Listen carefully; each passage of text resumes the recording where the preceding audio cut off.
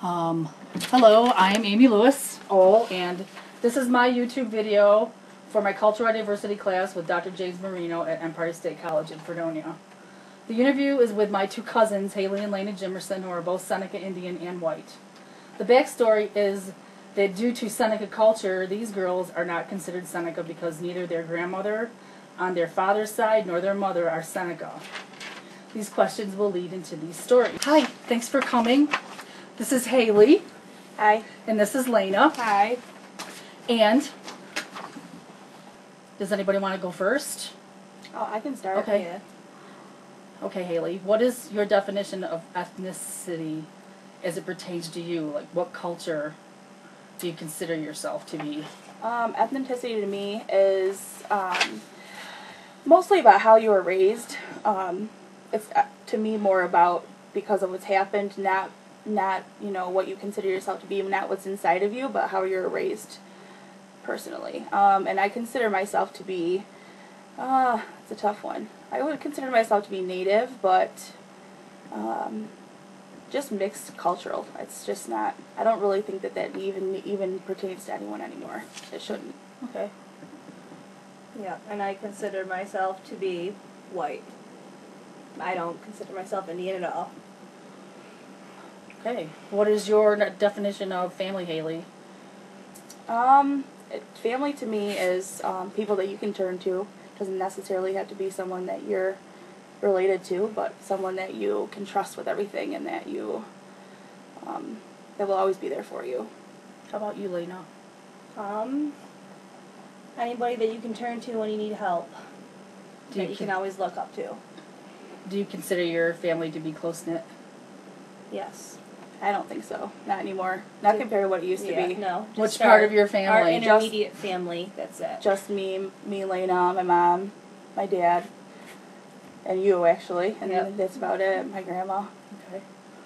Which one of your parents is the Seneca in your family, your mother or your father? My father. What is the reason your father isn't considered Seneca? How Seneca is your father considered to be? He's not considered Seneca because his mother was white, even though he lived on the reservation his whole life. All of his family was native. He was raised native. My great grandparents were, they came from Kinzu, so it's been going for however long. But I think my family, honestly, my father was more native than the other side of the family that now owns the land on the reservation. I agree. So, do you consider yourself Indian or white? I consider myself native, just because I had because me and Layna are 6 years apart, and because I was raised on the reservation and she wasn't, I think that's why we have different views on it. I think, too, because now that my kids are in Gowanda School District, and my children are Puerto Rican and half Puerto Rican, my husband's full Puerto Rican, I'm seeing a different light to it because they're in Seneca language classes. They are part of all the different native classes, and a lot of their friends are native. So I've gotten a different view on it than I used to, and not everyone feels the same way. Yep, I've started feeling more into it now that Aylin can actually go to JOM, and I didn't know that she could do all that stuff. Native then? Feeling more welcome into it. Oh, okay. Part of it. Until you say something about the whole matrilineal thing. Yeah. Did you ever feel like you were never Indian enough or never white enough to be one or the other?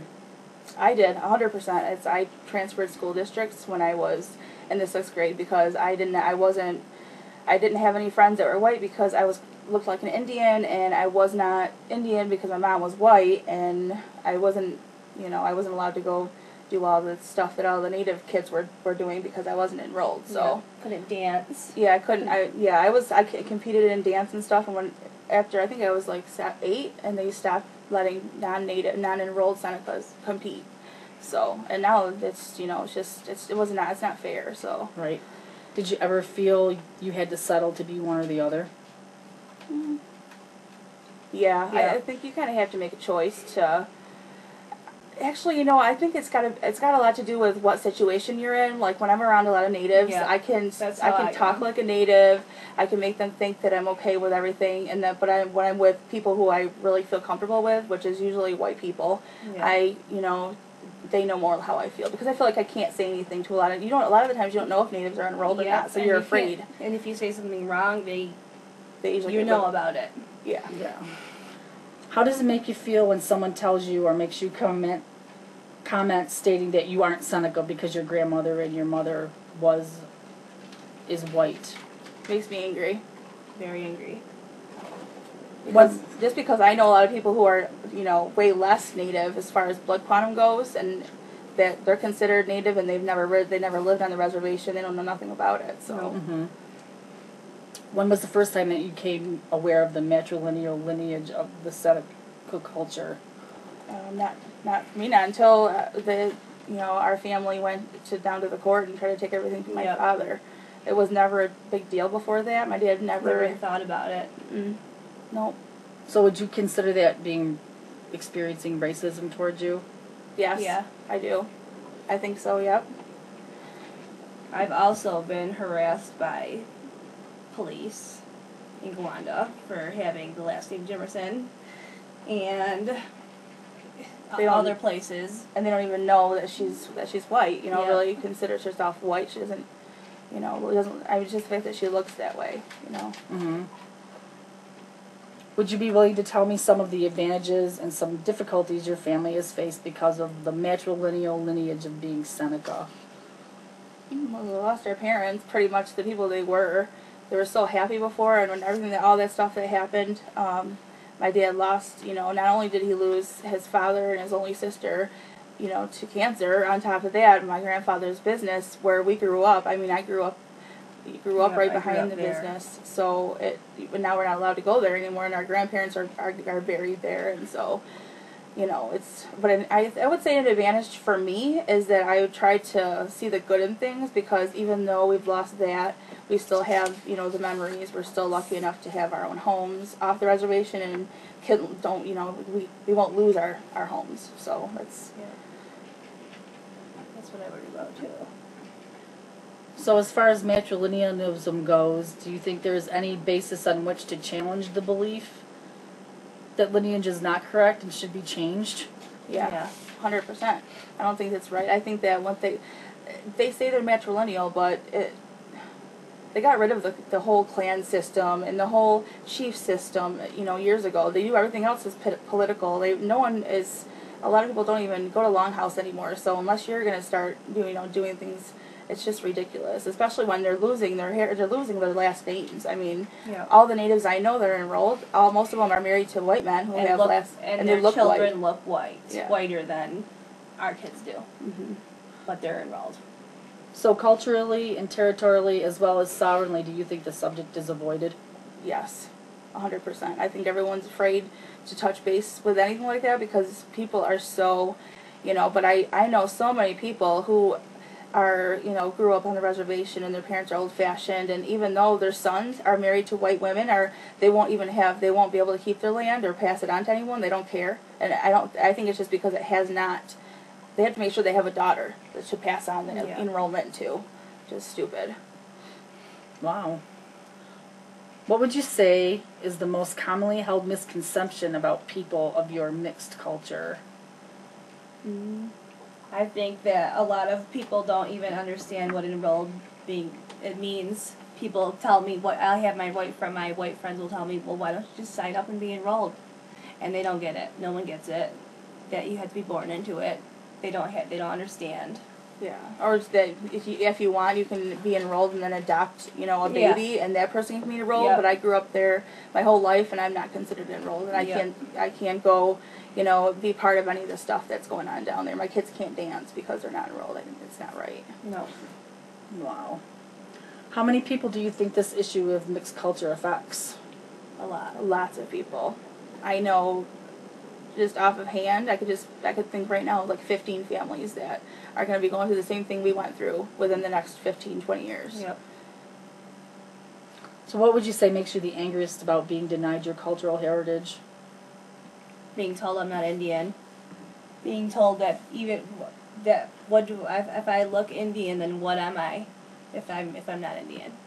Yeah, what bothers me is when people tell me, well, I guess if your father just would have married a Native woman. And personally, I feel like, well, I'm glad he didn't, because I look the way I look because my mom is who she is, and I love my mom, and she was a good mom, and, you know, it's like, that just, you know, you can't choose who your mother is. It's not my fault who, you know. I get that all the time. Oh, if your dad would have just married a Native woman.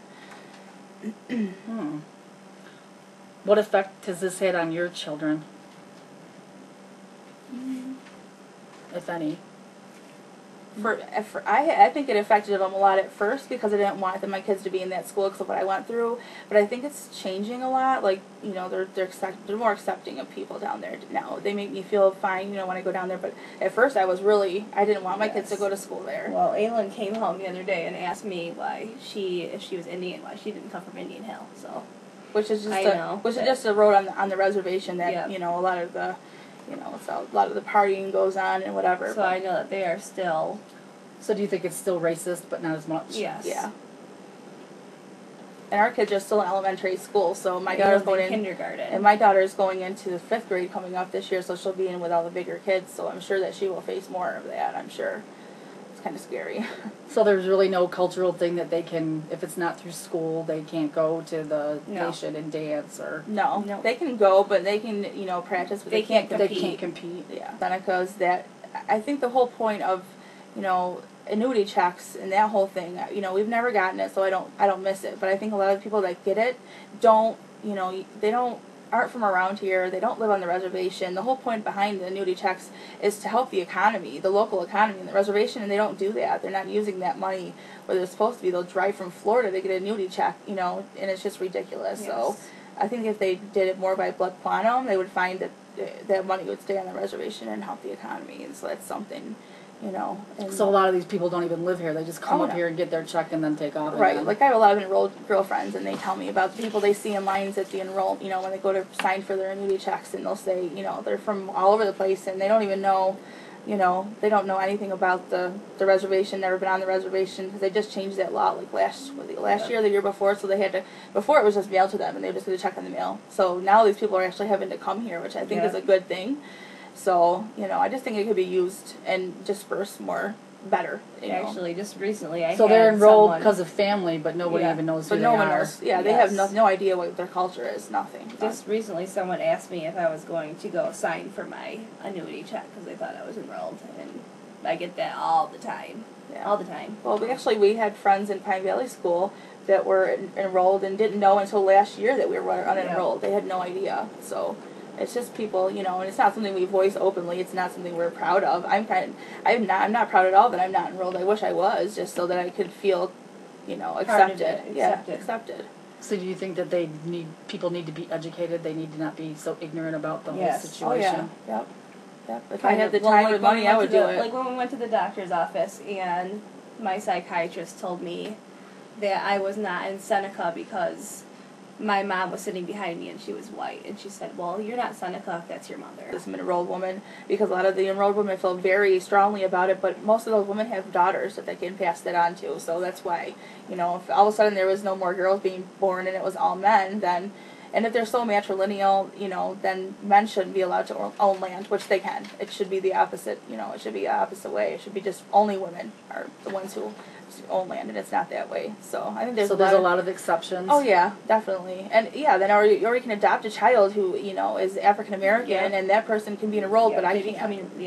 And do their children become enrolled then? Yeah, they're enrolled. They get annuity checks. They can compete and dance and all that stuff and be a part of all of it. So I just don't think that's right at all. You know. No, I don't think that's right at all either. Okay. Anything else? No. I mean, I'm proud of who I am. It doesn't bother me.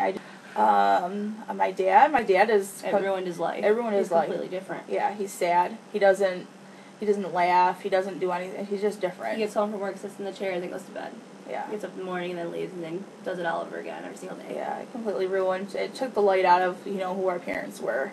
And it sucks because our kids are the ones that, you know, that don't have the grandparents, don't get to see who they were. Right. You know, so it bothers me. So they took his livelihood right out from underneath of him. Yes. Yeah. Oh. Yeah. Okay.